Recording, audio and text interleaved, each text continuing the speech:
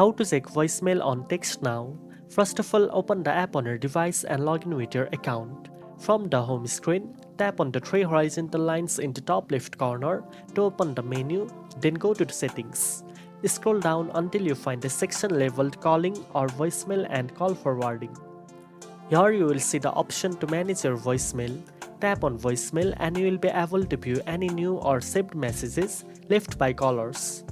Each voicemail will be listed with the caller's number, date and time, making it easy to find the one you want.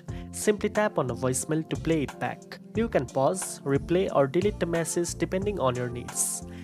If you have set up a custom greeting, callers will hear that before leaving you a message and you can check those messages anytime directly within the app. This feature ensures you never miss important information even when you can't answer a call. Now you know how to check voicemail on TextNow. If you found this video helpful, don't forget to like, share and subscribe for more tech tips. Thanks for watching and I'll see you in the next one.